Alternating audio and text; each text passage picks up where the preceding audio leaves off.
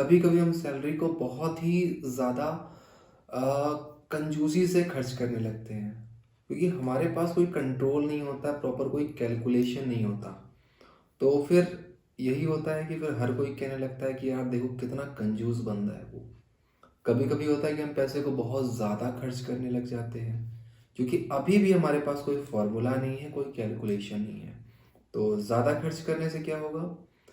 ज़्यादा खर्च करने से फिर ये होता है कि कई बार जब हमें ज़रूरत पड़ती है तो हमारे पास पैसे कम पड़ जाते हैं और हम उधार मांगने के लिए जाते हैं। और कभी कभी तो ऐसी नौबत आ जाती है कि हमें उधार भी नहीं मिलता है और हमें कुछ बहुत ही ज़्यादा क्रिटिकल सिचुएशन को फेस करना पड़ता है। तो इसीलिए हम आपके सामने लेकर के आए हैं एक ऐसा फॉर्मूला कि जिसको अगर आप फॉलो करेंगे तो डेफिनेटली आप अपनी सारी ज़रूरतों को पूरा कर पाएंगे, किसी भी मेडिकल इमरजेंसी से बच पाएंगे। आपकी अगर कुछ ड्रीम है तो आप उसको भी फॉलो कर सकते हो और शायद आप एक दिन बहुत बड़े बिजनेसमैन भी बन सकते हो। तो इस फॉर्मूले को क्या है कि हम डिवाइड करते हैं। जनरली शायद एक फेमस फॉर्मूला है 50 और 20 प्लस 30 का। कुछ लोग इसे 50 प्लस 30 प्लस 20 भी बोलते हैं। तो दोस्तों मैं बता दूं आपको कि ये जो फॉर्मूला है काफ़ी हद तक ये हर सैलरी की कैटेगरी के लिए थोड़ा थोड़ा डिफरेंट कर सकता है। तो मैं यहाँ पे आपके सामने लेकर के चलूँगा 4 सैलरी की कैटेगरी। पहली कैटेगरी में लेकर के चलूँगा 15,000 रुपये। मान लिया किसी की सैलरी 15,000 रुपये है। दूसरी कैटेगरी लेकर के चलूँगा मैं 25,000। और फिर तीसरी कैटेगरी में लेकर के चलूँगा 50,000। इसी तरह चौथी कैटेगरी मेरी होगी 1,00,000 रुपये। तो मैं इस 4 कैटेगरी के लिए आपको डिफाइन करूँगा कि हमें क्या क्या फॉर्मूला फॉलो करना चाहिए। और अगर किसी की सैलरी 1,00,000 से ज़्यादा है तो जिस तरीके से मैं डिफाइन करने वाला हूँ आप देख के खुद समझ जाएंगे कि 1,00,000 से ज़्यादा सैलरी पर हमें क्या फॉर्मूला लगाना है। तो दोस्तों बेसिकली जो इस फॉर्मूले को लगाने के लिए हमें करना क्या है, हमें अपनी सैलरी को 3 पार्ट में डिवाइड करना है। तो 3 पार्ट कौन कौन सी है? पहला पार्ट है हमारी नीड। आप इसको नीड बोल लो या फिर मस्ट टू हैव कर लो। मतलब ये एक ऐसी कैटेगरी है, इसमें हम उन चीज़ों को रखते हैं जो कि हमारे लिए बहुत ही ज़्यादा ज़रूरी होता है, जिनके बिना हम नहीं रह सकते हैं, जैसे कि हमारा खाना पीना यानी कि फूड्स। सेकंड, अगर आपके बच्चे हैं, फैमिली है, तो उनकी स्कूल की फीस, है ना। घर के जो भी कपड़े हैं, कपड़े देखिए 2 तरीके के होते हैं। एक होता है बेसिक कपड़े जो कि लोग खरीदते ही खरीदते हैं, जैसे कि नॉर्मल शर्ट पैंट, बहुत ही बेसिक सी नीड है ये। तो इसको हम रखते हैं नीड में या मस्ट टू हैव में। इसके अलावा आपके यहाँ की जो इलेक्ट्रिसिटी बिल है, अगर आपने कोई लोन ले रखा है तो उसका पेमेंट है, ये सब कुछ हमारा नीड में आएगा। सेकंड कैटेगरी हम जाते हैं तो नीड के बाद हमारी सेकंड कैटेगरी आती है लग्जरी। लग्जरी में हम ऐसी चीज़ों को रखते हैं जो कि हमारे शौक से जुड़े होते हैं। मतलब हमारे लिए ज़रूरी तो नहीं है लेकिन वो हमारा एक शौक है। जैसे कि अगर हम समाज में रह रहे हैं तो खुद को एक अच्छा दिखाने की कोशिश है। जैसे कि घड़ी हो गया, चश्मे हो गए। 10,000 के मोबाइल से मेरा काम चल रहा है फिर भी मैं 50,000 का मोबाइल खरीद रहा, तो वो हमारी लग्जरी में आ जाता है। ज्वेलरी है, कुछ गहने हैं, तो ये सब कुछ हमारे लिए लग्जरी में आ जाता है। और लग्जरी में ध्यान रख के कुछ ऐसे कपड़े भी आते हैं कि जैसे कि बेसिक कपड़ों की नीड तो आपकी पूरी हो चुकी है, लेकिन कुछ लोगों की हैबिट होती है कि 15 जोड़ी 20 जोड़ी इतना कलेक्ट करके रखना है, तो वो हमारी फिर लग्जरी में आ जाएंगे। तो लग्जरी में मैंने उन चीज़ों को रखा जो कि हमारा पैशन है। अब हम आते हैं थर्ड में। थर्ड कैटेगरी हमारी होती है इन्वेस्टमेंट में। तो दोस्तों इन्वेस्टमेंट के लिए फ़िलहाल जो है मैं एक नेक्स्ट वीडियो लेकर के आऊँगा एक अलग से, जिसमें मैं डिफ़ाइन करूँगा कि इन्वेस्टमेंट कितने टाइप के होते हैं और क्या क्या ज़रूरत होती है। लेकिन फ़िलहाल इस वीडियो में आपको शॉर्ट में बताता हूँ कि इन्वेस्टमेंट में जो हम करने वाले हैं, मेडिकल इंश्योरेंस ज़रूरी है। क्या पता कब, देखो मेडिकल इंश्योरेंस की ज़रूरत क्यों पड़ती है? क्या होता है कि जब कभी अचानक से कुछ सब कुछ ठीक चल रहा होता है, कभी कुछ अचानक से ऐसी मेडिकल इमरजेंसीज आ जाती है कि बहुत सारे खर्चे आपके ऊपर आ जाते हैं। और जब आप डॉक्टर के पास जाते हो तो डॉक्टर आपको एक बिल पकड़ाता है और वो बिल जो होता है बहुत बड़ा होता है, कई बार आपकी कई महीने की सैलरी के इक्वल होता है। अच्छा, इसमें भी सबसे बड़ी प्रॉब्लम क्या होती है कि अभी भी आपके सामने श्योर नहीं है कि वो बिल लास्ट है, क्योंकि मेडिकल इमरजेंसीज में पता ही नहीं होता कितने और बिल आने हैं कि भैया ये टेस्ट करा लीजिए, फिर ये टेस्ट करा लो, फिर ये दवाई है। तो ज़्यादातर मेडिकल इमरजेंसी में क्या होता है कि लोगों की सारी सेविंग ख़त्म हो जाती है, उल्टा लोग और कर्जे में चले जाते हैं। तो इसलिए इन्वेस्टमेंट में एक मैं मेडिकल इंश्योरेंस को रखता हूँ, एक टर्म इंश्योरेंस को रखता हूँ, और एक FD, RD, mutual fund, SIP, इनमें से आप कोई भी इन्वेस्टमेंट कर सकते हो।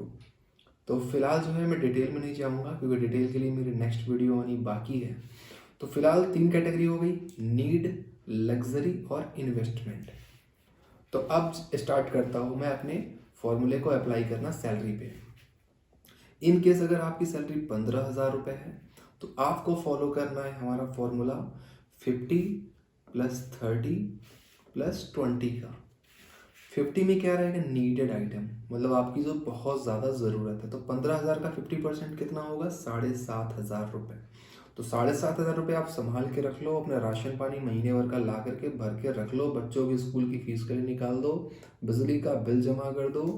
तो ये 7,500 रुपये के अंदर आपको सारा का सारा कुछ निपटाना ही पड़ेगा। अब लग्जरी में आ जाए तो लग्जरी के लिए आपका 20 मैंने रखा है 30%, यानी कि आ रहा है 4,500 रुपये। तो दोस्तों 4,500 रुपये में अपनी आप लग्जरी चीज़ें खरीदो। यहाँ पे लग्जरी में अपने कपड़े खरीद सकते हो, घड़ी खरीद सकते हो, बच्चों को मूवी पे ले जा सकते हो, और बाहर से शॉपिंग करवाओ, रेस्टोरेंट जो करना है करो। 4,500 रुपये आपके पास फिक्स हो गए, जो कि 30% हुआ। अब बचा कितना, 20%, यानी कि 3,000 रुपये। अब भैया 3,000 रुपये का आप आरडी खोल लो या एफडी खोल लो, कुछ भी करो बट इन्वेस्ट करो। तो दोस्तों अब जो है मैं आता हूँ 25,000 रुपये की रेंज पे। तो देखो अगर आपकी सैलरी 25,000 रुपये है तो मैं यहाँ पे जो फॉर्मूला लेकर के चलूँगा वो 40% का, 20% का और 40% का, 40 + 20 + 40। तो 40 रुपये में आपको अपनी ज़रूरतों को पूरी कर लेना है, यानी कि इतने पैसे आपको नीड के लिए रख लेने हैं। अब देखो मैंने परसेंटेज कम किया बट जो अमाउंट था वो पहले से बढ़ गया है। ऐसा ही आप लग्जरी वाला देखो, यहाँ पे परसेंटेज कम है बट अमाउंट बढ़ गया है। अब 40% पे आओ इन्वेस्टमेंट में, यहाँ पे देखो, यहाँ पे मैंने परसेंटेज भी इंक्रीज़ किया और अमाउंट भी इंक्रीज़ किया। यानी कि अगर आपका पैसा बढ़ता है तो आपको इन्वेस्टमेंट बढ़ाना है। अगर अमीर होना चाहते हो, पैसे वाले बनना चाहते हो, तो इन्वेस्टमेंट बढ़ाओ, ठीक है। क्योंकि देखो यहाँ पे भी मैंने लग्जरी वाला ख़त्म नहीं किया है। लग्जरी मतलब शौक भी पूरे हो रहे हैं और हमारी इन्वेस्टमेंट भी हो रही है। इन्वेस्टमेंट बड़ी ही ज़रूरत की चीज़ होती है। देखो जब हमारी सैलरी 15,000 तो हम ज़्यादा इन्वेस्ट नहीं कर रहे थे, क्योंकि वहाँ पे एक बड़ी सी प्रॉब्लम थी कि जब हम इन्वेस्ट करेंगे तो हमारे पास पैसा बचेगा क्या।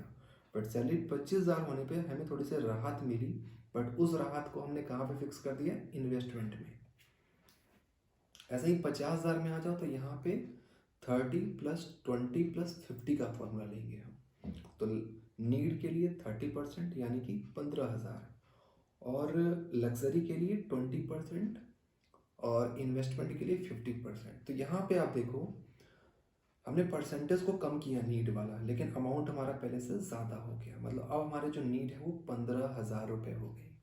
अब बहुत लोग पूछेंगे कि क्यों ना इसको भी हम 10,000 में काम चला सकते, तो उतने में ही चलाए। तो देखो जब आपकी सैलरी 15,000 थी तब क्या होता था कि आप कई बार कुछ भी कपड़े पहन के चले जाते थे तो वो चलता था। बट अब आपकी सैलरी 50,000 है तो काफ़ी हद तक आपको अपनी जो पर्सनैलिटी है उसको भी एक इम्प्रूव करना, मतलब अच्छे कपड़े पहना, साफ़ सुथरा, मतलब धोबी के पास अब कपड़े धुलवाने पड़ेंगे, है ना, फिर कपड़ों में प्रेस करवाना पड़ेगा। तो 2-4 खर्चे आपके बढ़ जाते हैं। तो इसीलिए हम यहाँ पे जो नीड है उसको 15,000 कर देते हैं। तो नीड को हमने यहाँ पे थोड़ा सा इंक्रीज़ कर लिया है। अब जो लग्जरी है थोड़ा सा ये भी बढ़ेगा, क्योंकि अब थोड़ा सा आपको पर्सनैलिटी को ध्यान रखना है, तो कुछ ऐसे खर्चे आप एक्स्ट्रा करोगे जो कि लग्जरी से रिलेटेड है। तो हमने थोड़ा सा यहाँ बढ़ा दिया है लग्जरी को, मतलब 20% लेने पर 10,000 हो गया है। अभी भी देखो मैं इन्वेस्टमेंट को और बढ़ा करके ही रखना है, तो इन्वेस्टमेंट को मैंने 50% रखा है, यानी कि 25,000 रुपये, जो कि एक डिसेंट अमाउंट है इन्वेस्टमेंट के लिए। फिर आता हूँ मैं नेक्स्ट सैलरी 1,00,000 रुपये के लिए। तो 1,00,000 में फिर से मैंने जो फॉर्मूला यूज़ करा है वो 30 + 20 + 50 का, यानी कि 30,000 रुपये हमने नीड के लिए रख लिया है। ठीक है, तो नीड का पैसा एकदम से डबल हो गया, यानी कि 30,000 रुपये। अब आपके घर का राशन चल जाता था 10,000 में, लेकिन अब आपने राशन 30,000 तक रखो, यानी कि अब आप एक हेल्दी डाइट लो, प्रॉपर जैसे अच्छे शूज़ पहनना, अच्छे कपड़े पहनना। अब ये चीज़ें आपकी नीड में आ चुकी है। पर्सनैलिटी को डेवलप करना, प्रॉपर सेविंग करना,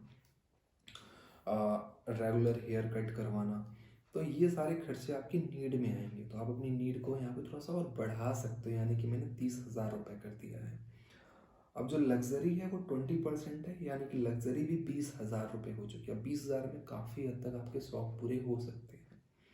अब फॉर एग्जांपल आपको एक एप्पल का मोबाइल लेना है जिसकी कॉस्ट है 70,000 रुपये, लेकिन आपकी लग्जरी का बजट है 20,000। तो यहाँ पे आप दो चीज़ें कर सकते हो कि पहले मंथ में मान लो मैंने एक्सपेंड किया 10,000 रुपये ओनली, और मेरा बजट था 20,000, तो वहाँ पे 10,000 बच जाते हैं। तो अगले महीने का जो बजट रहेगा वो 20+10 रहेगा, यानी कि 30,000। तो ऐसे ही करके जब हमारा बजट पहुँच जाए उतना, तब जा कर के आप एक एप्पल का अच्छा सा मोबाइल खरीदो जो कि 70,000 की रेंज में पहुँचेगा। तो आप ऐसे करके अपनी लग्जरी को मैनेज करो। फिर आता हूँ इन्वेस्टमेंट पे। तो इन्वेस्टमेंट हमने फिर से यहाँ पे 50% रखा है, और बड़ा ही अच्छा अमाउंट मिला है हमें 50,000 का।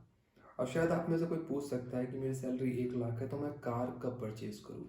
तो देखो, कार एक ऐसे अमाउंट में आता है जो कि बहुत ही बड़ा रेंज है। तो बड़ा रेंज यानी कि आपकी सैलरी से 10 गुना ज़्यादा, यानी 1 लाख रुपये मल्टीप्लाई बाई 10 इंटू 10 लाख रुपये। तो जो कार की कॉस्ट होती है वो नियर अबाउट 10 लाख रुपये होती है। तो इस तरह के खर्चे के लिए मैं आपको सजेस्ट करूँगा कि आदमी इस तरह के जो बड़े खर्चे होते हैं लाइफ में, पढ़ाई रेयरली करता है, रेगुलर नहीं होते हैं। तो इस टाइप के खर्चे के लिए आप क्या कर सकते हो कि अपना इन्वेस्टमेंट फंड यूज़ कर सकते हो। जैसे कि हमें अभी 50% यानी कि 50,000 रुपये इन्वेस्ट कर रहे हैं, तो हमको एक टाइम बाद क्या होगा कि अच्छा खासा रिटर्न इस पर मिल जाएगा। तो हम सेम अमाउंट चाहे तो अपनी कार के लिए परचेज कर सकते हैं, बट वहाँ पर भी हमें थोड़ा सा खुद को ही सोचना पड़ेगा कि कितना ज़्यादा खर्चा करें, क्या ना खर्चा करें, लिमिट पे। तो यहाँ पे कार हो गया या होम हो गया, तो इसको हम लोग यहाँ पे एक्सेप्शन में रखते हैं, क्योंकि कार और होम एक बहुत ही बड़ा अमाउंट का चीज़ होता है, तो ये आदमी रेगुलर नहीं करता है। तो ठीक है दोस्तों, हमने यहाँ पे एग्जांपल लिया 15, 25, 50 और 1 लाख का। तो अगर इससे ज़्यादा आपकी सैलरी है तो वहाँ पे आप कर सकते हो एक चीज़ और, कि जो आपकी नीड थी आप उसको 20% कर सकते हो अपनी नीड को, और जो हमारा ये लग्जरी था इसको हम 30% कर सकते हैं, और इन्वेस्टमेंट को 50% ही रख सकते हैं। अब आप पूछोगे कि लग्जरी को हमने क्यों बढ़ा दिया। तो देखो, यहाँ पे अगर सैलरी आपकी बहुत ज़्यादा हो रही है, 1 लाख से ज़्यादा, मतलब आपको सोशल रिस्पॉन्सिबिलिटी आपकी इंक्रीज़ हो जाती है थोड़ी सी, कभी डोनेशन, कभी एक्स्ट्रा खर्चा करना। तो यहाँ पे आप 30% कर सकते हो, प्लस 30% में आप चाहो आपकी थोड़ी बहुत नीडेड चीज़ें भी कवर हो जाती है, जैसे कि अच्छे कपड़े, ये सब कुछ। तो इसलिए यहाँ पे हम, अगर सैलरी आपकी 1 लाख से ज़्यादा है तो आप 20+30+50 फॉलो कर सकते हो, क्योंकि जाहिर सी बात है, अब जैसे अगर कोई बड़ा बॉलीवुड का स्टार है, अमिताभ बच्चन है, वो आएगा तो डेफिनेटली उसकी कोशिश रहेगी कोई एक अच्छी सी कार में आए, एक सिक्योरिटी के साथ में आए। तो अकॉर्डिंग टू आपकी सैलरी, अकॉर्डिंग टू पर्सनैलिटी, ये थोड़ा सा जो फॉर्मूला है वो वेरी करता है। आप फिलहाल लिख करके रख लो और फॉलो करो, और बाकी जो है मैं प्रॉमिस करता हूँ, अगर आपने इसको फॉलो किया तो आप बहुत जल्द बहुत ही बड़े पैसे वाले बन जाओगे। इन द सेंस आपके पास एक अच्छा खासा अमाउंट होगा जिसको आप कहीं भी यूज़ कर सकते हो, यूटिलाइज कर सकते हो, और आप हैप्पी रह सकते हो। तो थैंक यू दोस्तों। इन्वेस्टमेंट के बारे में मैं नेक्स्ट वीडियो में ज़रूर डिटेल में बताऊंगा। तो थैंक यू। लाइक करें, सब्सक्राइब करें।